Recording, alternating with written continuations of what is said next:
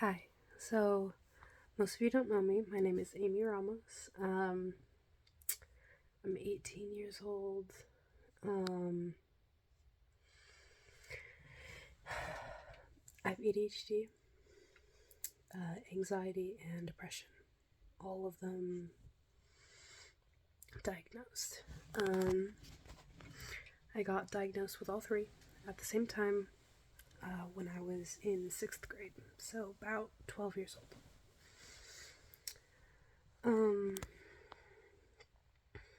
When I had first gotten diagnosed, I was on a lot of meds. I had 1 ADHD med, 2 depression meds, and 3 anxiety meds. Also, I have iron deficiency, and so I had iron tablets I had to take because I didn't eat enough meat and vegetables. My primary food source is fruit, and it's not like anything specific. It's not necessarily morals. It's not anything like that. Most of the nutrition and iron that you get from vegetables comes from cooked vegetables. I don't know why, it just is that way. And then I don't eat red meat pretty much at all. That's, to me, it's just gross. I don't like it. I've never liked it. Pretty much only eat it if there's no red. No blood, no red. And even then I still have to pour a lot of sauce on it to eat it. And I don't like fish unless it's like shellfish, like lobster, crab. I like octopus. It's a fun fact. I thoroughly enjoy octopus, except I've only ever had the tentacles. I've never had anything else, so I guess you could say I like octopus tentacles. And then I like kippers. I don't know if that's a type of fish or just the brand name, but yeah. Well, I'll eat kippers on crackers as a snack. I don't know how that came about, but yeah. Let's see. So, like I said, I'm 18, but it's currently November, and I'm in my senior year of high school. Technically, I'm not 18 till the 27th, but I have no clue when I'm actually going to post this. So, for now, let's just say I'm 18. Right now, it is 12:06, so it is now officially the 24th, and when I opened my phone last time, it was the 23rd. Or, like, when I looked at the time the actual clock time, it was 11-ish, so it was the 23rd. Today is the 24th. I've got 3 days until I actually turn 18, so by technicality I am 17, but again, I don't know when I'm going to post this, so we're just going to round up and say I'm 18. So like I said, I got diagnosed with ADHD, anxiety, and depression when I was about 12 years old in 6th grade. I had a teacher at school who had noticed I was having certain tendencies, and he was curious about them and really just wanted to make sure that I was okay. That's how the school had found out I was self-harming. It's also how my parents found out I was self-harming. Through that, we had decided, not me, but my parents had decided to have me go through therapy and also to remove my door from my room. That was fun. Yeah, and I wasn't allowed behind closed doors unless I was changing or like taking a shower or something. Like more like if I was taking a bath. If I was taking a shower while I was getting naked and stuff, I was allowed to have the door closed, but once I got in the shower and the water was running, somebody would be waiting for me to tell them, okay, I'm behind the curtain, and then they would open the door. And then when I was finished, I'd have to like yell for someone to close the door again. And kind of got timed and then checked by my parents to make sure that I was not harming myself. And then, so like I said, I was on a whole lot of meds, and when I was younger and first diagnosed, it was hard, to say the least. It was very hard. And I kind of felt alone. I didn't know anyone else who struggled with that like I did. And I didn't know really how to properly behave like a regular person. I say those things with like air quotes because nobody's the same. Nobody's gonna act the exact same. Nobody doesn't have these things. And, normal's not an actual word when talking about other humans because everyone's different in their own ways.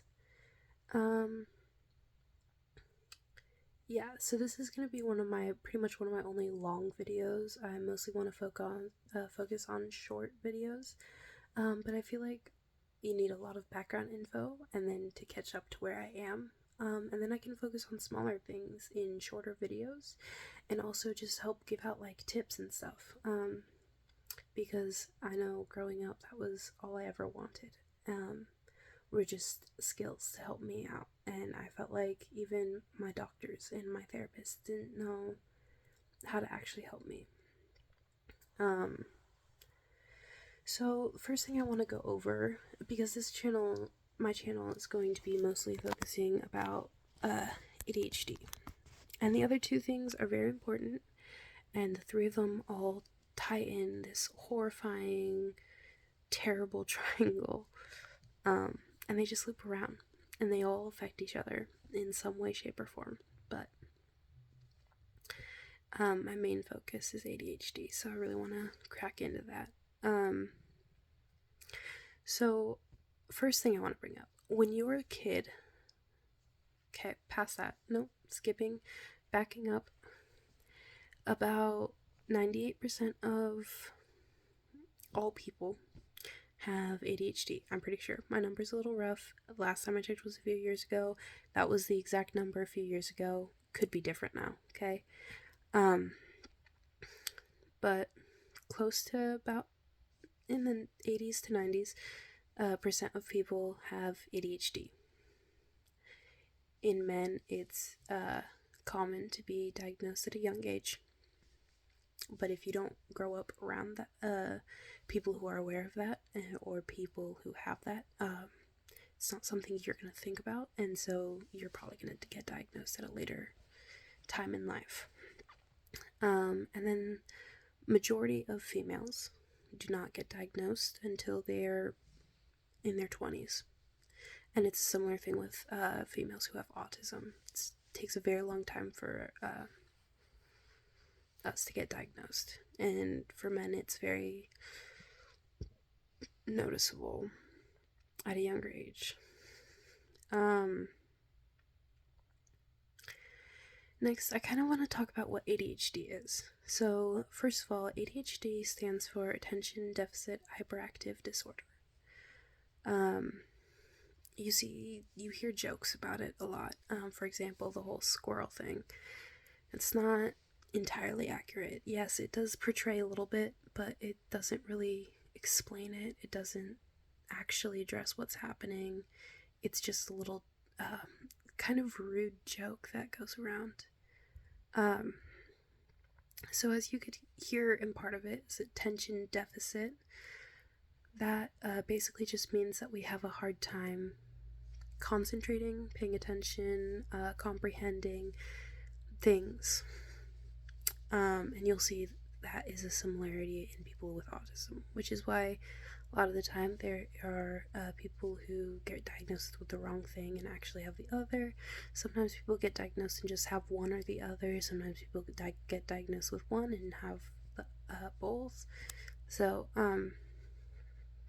There's a lot of similarities between the two that can cause problems, especially if you have like autism and you take ADHD meds, or if you have ADHD and you take autism meds, I guess. I don't know if they have autism meds. Yeah. I know about autism. I know a lot about autism, but I don't know anything about the medication process or treatments. Another important thing to note about ADHD is that this is something that doesn't go away. It's a neurological deficiency, and if you don't use treatment options, it can become a disability, because it's that hard to deal with and to live with and to operate with. You'll notice that a lot of people who deal with it from a young age learn how to mask. And what masking is essentially it's hiding everything that you struggle with and fronting that you are doing perfectly normal. You're absolutely average. Everything works like it's supposed to.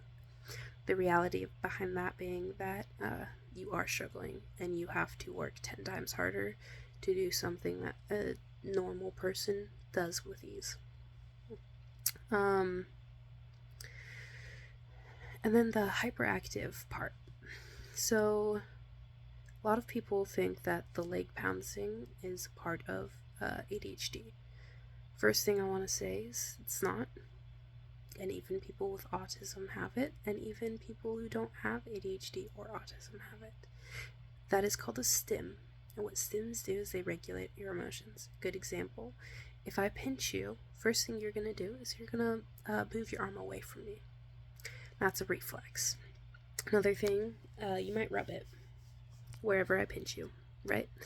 That rubbing motion is called a stim because it is helping you regulate your emotions. If you get stressed or anxious, you might bounce your leg, or you might wiggle with your fingers, might play with a pen or a pencil. Those are also stims. They're regulating your emotions. Same thing with like playing with your hair and stuff like that. It's because you're anxious or you're nervous, and I'm sorry. And that is causing that reaction. So you're trying to regulate those emotions. Even when you're like overjoyed, that's why you hear bouncing off the walls when people are super happy.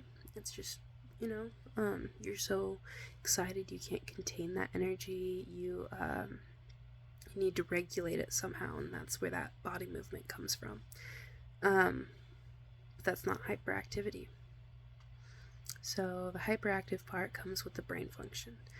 One of my biggest struggles with ADHD being that my brain runs 1,000,000 miles an hour. And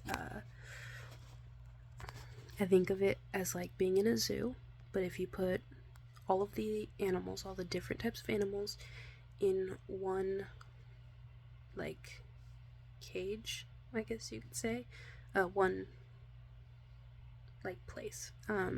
No walls between them, no nothing. But on the flip side, none of them are trying to eat each other or anything like that. They're all just like running around and doing their thing.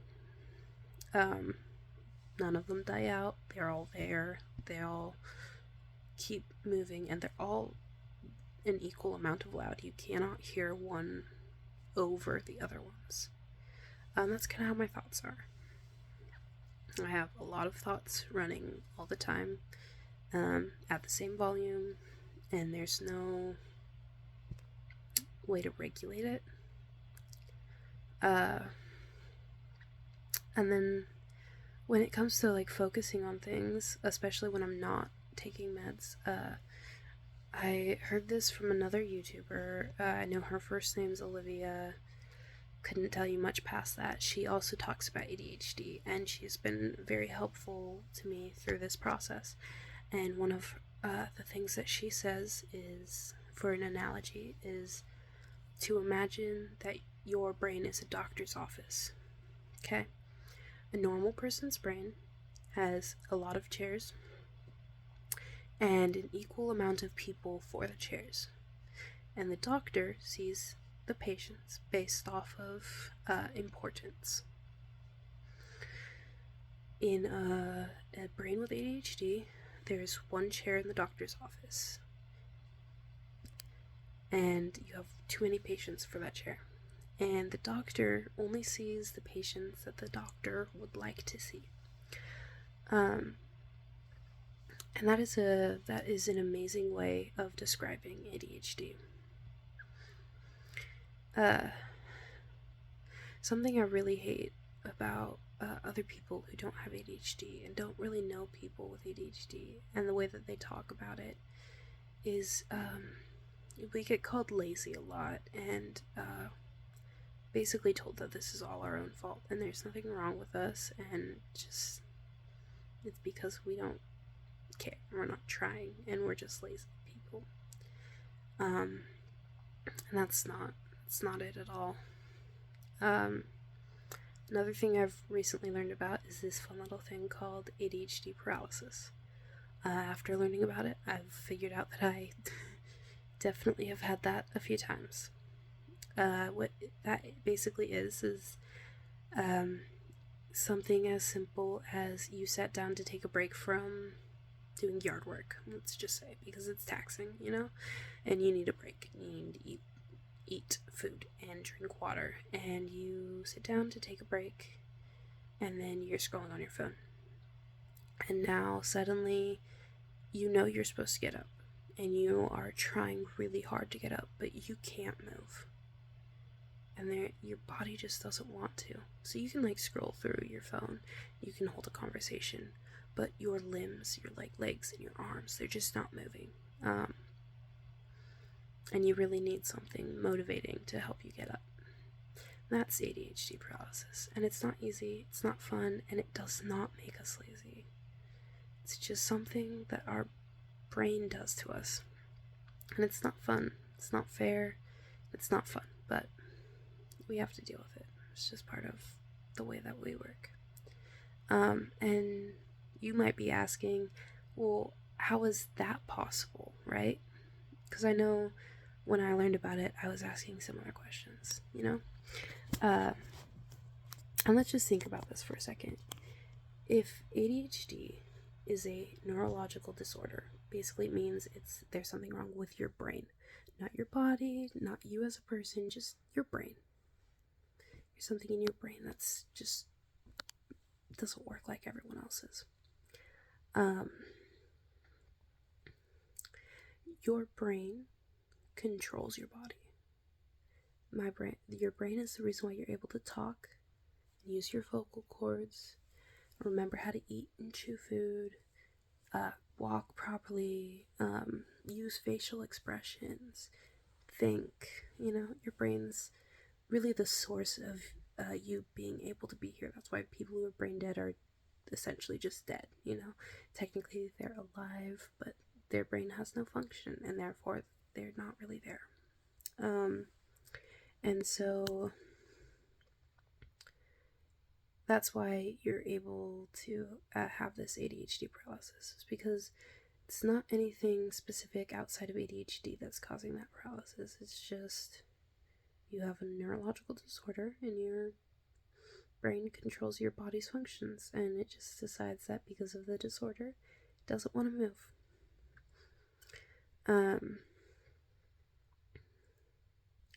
Another thing I've been learning a lot about recently is this fun little thing called RSD. Don't ask me what it stands for. Again, I just recently learned about it. Go ahead, Google it, but I can tell you what it means and what it does. RSD, put in layman's terms, is essentially a fear of a rejection that has not happened. Say that let's just go drastic real quick. Say your boss has called you, texted you something, sent you an email, something like that, asked you to come in for a talk or something. I've had managers do this for me before too, so yeah, it's a easy one for me to understand. When your boss has that message and he doesn't give you context, your brain is now telling you that you're getting fired and that you're in deep shit, and now you're trying to figure out what you did wrong and how you can fix this and all of these things. And then when you come into the meeting, you're on edge, you're terrified, but your boss might have just called you in because he wanted to thank you for your hard work and maybe offer a promotion. There's nothing that your boss said that could make you feel that there's nothing that your boss said that leads your brain in, that actually like specifically says, oh crap, you know. But your brain decided that because he or she didn't specify why they called you in, that you are now in trouble. It's the same thing with relationships with friends and family, you know. If you ask a friend to hang out and they say, sorry, I can't today, I'm really busy at work, your brain's now telling you they don't want to be your friend anymore. They hate you. They're trying to find a way to ditch you and stuff like that. Sometimes it's usually not the case. Usually they just have work and they can't hang out, or they have previous plans that they're committed to and they need to accomplish or whatever. So that has been something that I've been struggling with recently. I also want to talk about meds real quick. So there's this horrible stigmatism around them, and specifically around Adderall. Because you hear it more often as being abused by other people. And something I didn't know but I learned today is there's a little bit of, I think it was like ecstasy in Adderall, and the whole point of that is because it wants you to notice the difference, and it's not a lot, it's not enough to actually like make you high or anything like that, but it helps you see the difference, and it helps you want to continue to take the meds, to continue to help yourself. And so, especially in movies, if you hear about like drug dealings that happen, a lot of the times you'll hear that that people are selling ADHD meds, and a lot of the times you'll hear the word Adderall behind it. And even in real life, it happens. The problem with that being that Adderall is not meant for people without ADHD, and it's truly very helpful for people who have ADHD. It's definitely something that has helped me a lot recently. Something that's a good, helpful example. I'm not the best at school, and recently I've had a change of schools. So now I go to a school where you learn in a classroom, but it's one massive classroom for all the students, and there's like 6 to 8 teachers in there at a time. 4 to 8 teachers in there at a time. And they just sit at their desks, and you can ask any of them for help. They have a little snack bar. There's no like designated lunchtime. There's no like designated lunchroom. It's just a snack bar. Everything's free. There's bathrooms. There's water fountains. All that fun stuff. And through the school, what you basically do is essentially online school.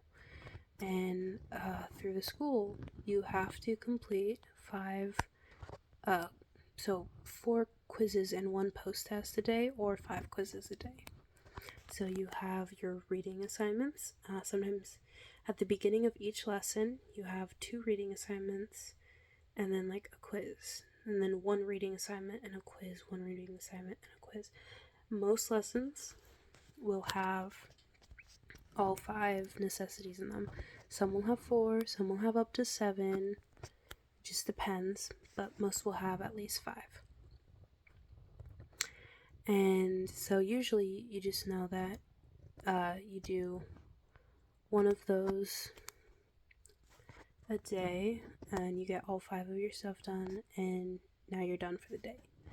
and it helps students graduate faster, because if you're doing 15 of those a day, you have done 3 days worth of work in one day. And before I started my meds, I was only doing 1 to 3 a day. It's very hard, and even just doing that one, sometimes I was there till 2 in the afternoon just working on that one, trying to finish it, and just getting so stressed and like over it. I didn't want to be at school. I didn't want to deal with it.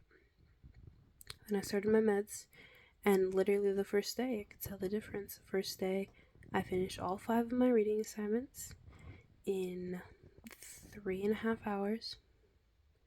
I started at 8 a.m. and I finished at about 11-12ish. Second day, I got 10 assignments done in the same time. And the only time I'm really back down to only doing 5 and it taking forever is when I'm sick. And that makes sense, because when you're sick, you're tired and you're groggy and your brain's already not wanting to work properly. And if you have ADHD, your brain naturally doesn't work properly, and so being sick just really intensifies that. But I'm also not feeling like I don't want to be at school anymore. I don't feel like I can't do it. Actually have a lot better hopes. When I started the school year, I didn't think I was going to graduate, and now not only do I think I'm going to graduate, but I think I might graduate early. And so I definitely think that it's a very helpful thing. The only difference is you can't abuse it. You can't overuse it. You just can't.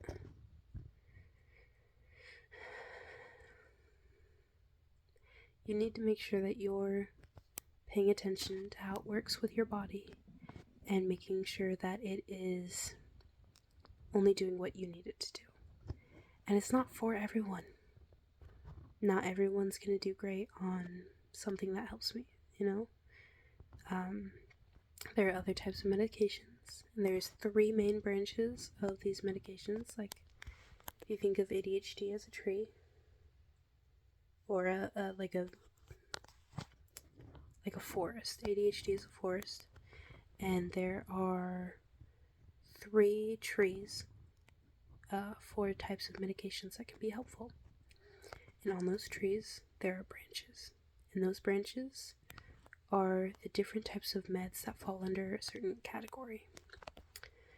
And another really important thing to note is that when you first start taking ADHD meds, you need to give it time to your body to adjust, especially if you're in the middle of puberty, because especially as a female, that puberty is throwing off your hormones, and your hormones and your ADHD meds will clash, and it will make it really hard and taxing on your body.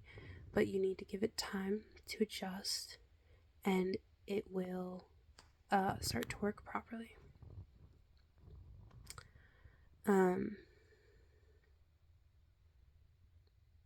Yeah, I think we're gonna call it part 1 for today.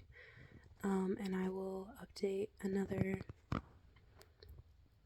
part whenever I can. So thank you for watching, and I hope that this really helps. And also I hope you guys have a nice evening.